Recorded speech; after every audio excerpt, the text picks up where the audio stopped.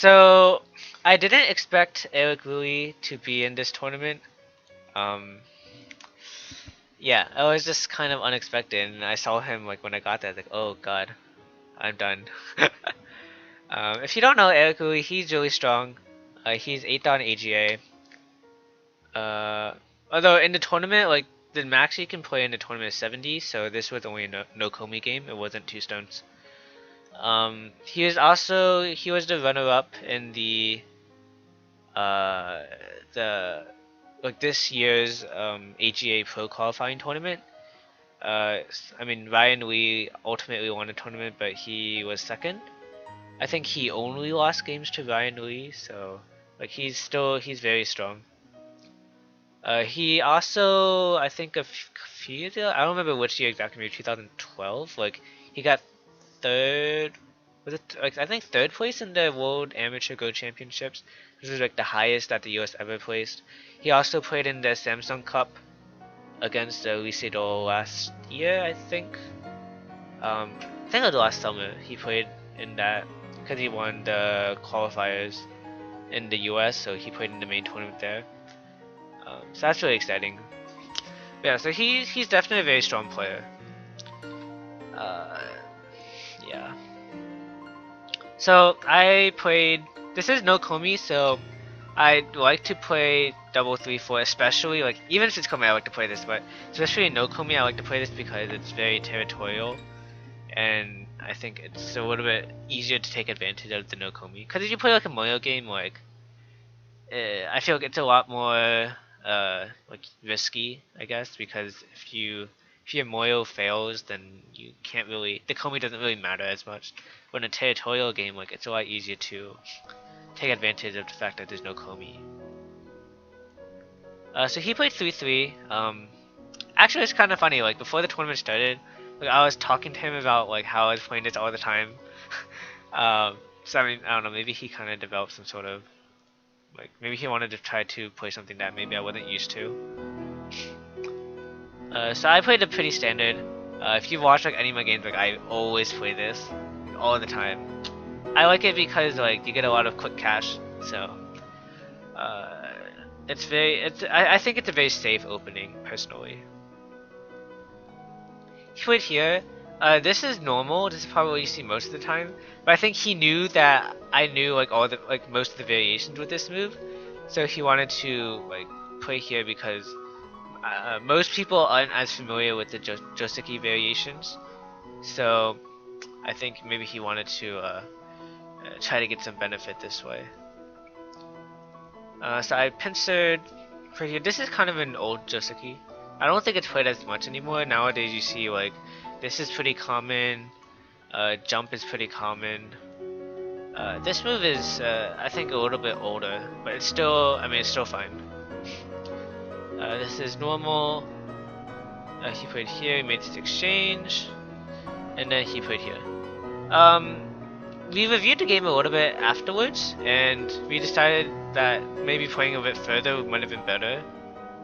But the thing is, like, if he plays here and we play something like this, then I think it's a little bit better.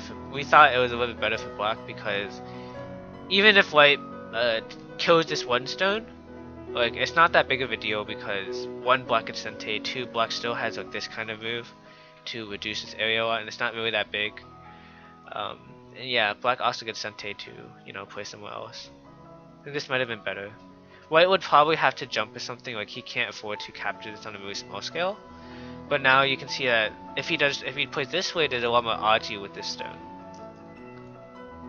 That's why we thought that maybe white should play a little bit further away. But I mean, I'm not really too familiar with the variations for this. Maybe something like this, but I don't really know.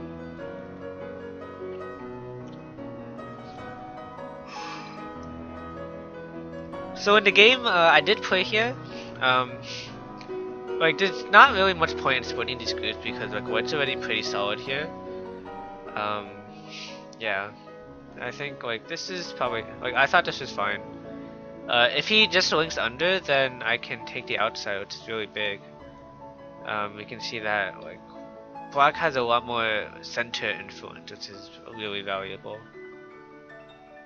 But then I jumped here, like, for some reason I was thinking a lot, and like, I don't know why, I didn't want, like, I think I judged the situation kind of poorly, like, I should have just given the stone up. For some reason I thought, like, oh, if I throw the stone out, then maybe, like, I can come back, after I already got the stone, like, maybe I can come back and split the groups and, like, attack something. But after you put here, it's a little bit difficult, I think. White has pretty flexible shape, I think. Yeah, I think M14 is maybe a little bit greedy. He exchanged this first. I jumped. He played here. I played here just so that he wouldn't be able to link up as easily. Also, yeah, that's pretty much the only reason I played it. I don't, in retrospect, I don't really think it's that good of a move. It's maybe a little bit questionable because after he descends, like, this top part here is a lot weaker. So I mean, this exchange maybe is not necessarily good for black. This is a pretty big move. The thing with the 3-3 corner is that there's no good place for white to expand efficiently, and so there's no real rush to play around here. Better to take like a bigger point elsewhere. Yeah, so I played here because one, it's just big in general, and two, I have a pretty good follow-up at e5, so I thought it was pretty big. He shoulder hit. I could have just maybe exchanged one and then play here, but I didn't really think it was necessary because it feels like I'm helping him to get more stones on the outside. So instead I just play here directly. He played here, and I thought this was still okay for black because like he's still pretty thin here, and like after I play at the bottom left, you know, white doesn't really have any points here. So that's why I thought, you know, if I just Tanuki all together and just play here, I felt like it was okay. Then I played here, which I played here because like after he played this move, even though he doesn't have a lot of points in the center, let's just say I play somewhere, like there's a lot of bad Aji over here, so I felt like it'd be good to defend. And on top of that, after I play here, then I have some threat around J16. I can like do the double peep and cut stones off, right? And then after that, you know, maybe I can fight something here, cut here, and then like kill these stones here. I don't know. That's how I played it. But in retrospect, maybe it wasn't the best because, like I think I could have just played it at the bottom left first, and that might have been better. Like maybe attach here or something. Play something like this. If he Ataris, you know, maybe something kind of simple like this. Then, you know, black gets a lot of profit in this area. It's pretty big. Yeah. But I put here now, and maybe the timing isn't that good. So he peeped here. When I was reading this out, like I tunneled in on this variation. So if he wait, no. He will wait. Yeah. So then if he cuts these stones off, like first of all, if I just push through like this, like he can pretty much kill these two stones. Like there's not a lot I can do about that. But also because he has these 3 stones here, even though it's thin, like it's not that thin. Like he kind of has a wall here, so this thickness here isn't really that useful, I felt. Also, you know, if I don't know what the next move here would be. Like I don't want to play from this side because then it makes the bottom really big. He's gonna tell you here first. And this feels like black's shape is really like stupid. Like it's not really doing that much. If I push from this side, he'll just keep extending, and it's a little bit. I don't know. I felt like it was a little bit painful to play. I don't know like exactly what I would play here. Like if I play something here right away, like it doesn't really feel that good.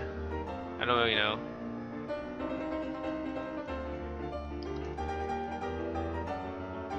So I decided to play here instead. Basically, if he, well, first of all, if he plays somewhere here and I disconnect, this is obviously bad because these two stones are like not doing anything, and white doesn't really gain much. I can play like, maybe I can play. Well, I can just keep pushing. Now, if he does this, I can just play here or something. White doesn't really gain that much here. He did this anyways. I played like this, and then I still play this move. I think this move is pretty key. Cause after you play this move, like it opens up a lot of Aji in white shape here. He extended, I Hanade, and then the situation became like this. But in retrospect, when we reviewed, he said that maybe I should still just play here, and then play here after. But like when I was reading this originally, like I didn't think about this move until after I had already played here, so that's why I didn't play this variation. So in this case, if white pushes, I can just keep extending, and white doesn't really get anything here. He really just made my shape thicker, and like white still needs to defend at the bottom too. So, you know, white actually kind of hurts himself by playing these moves.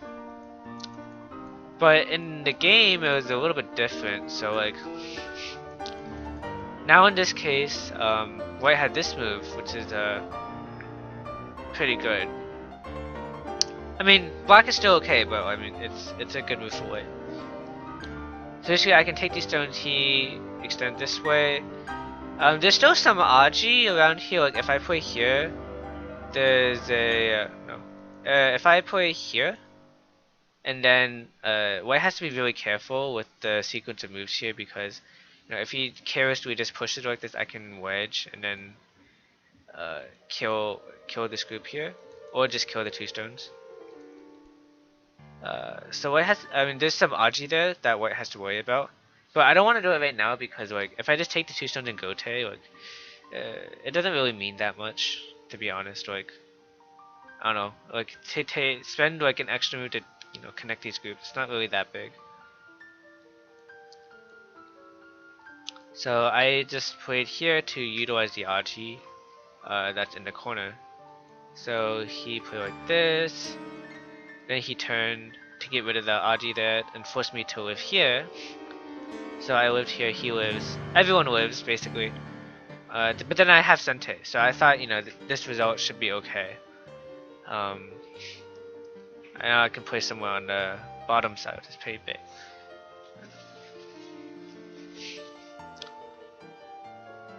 So next I played at the bottom. Basically, what I wanted him to do here is like play somewhere on, like play somewhere over here, and then, you know, I can build a framework at the bottom, right? But of course he is strong player, so of course he's not going to let me do that easily. So he played here. This is really hard to respond to because I don't want to play here because it looks really inefficient.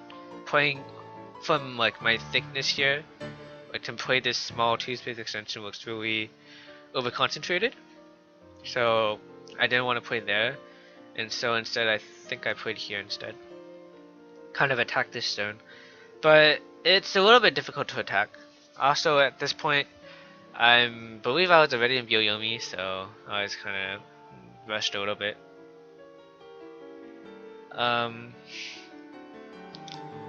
Yeah, so I don't know if there's a better move here. Maybe like, the problem is like if I just jump or something, like if white plays here, this black group is not actually 100% alive. Like if he still has this like Atari at F2 to like get rid of the eye space, and like I don't know, I didn't really feel comfortable playing this way. Like black is not actually 100% safe. Let's see. Oh, so I think white made this exchange first. I don't remember exactly when this timing was, but yeah, I think this timing might have been earlier. I don't quite remember. Yeah, so I tried to attack here.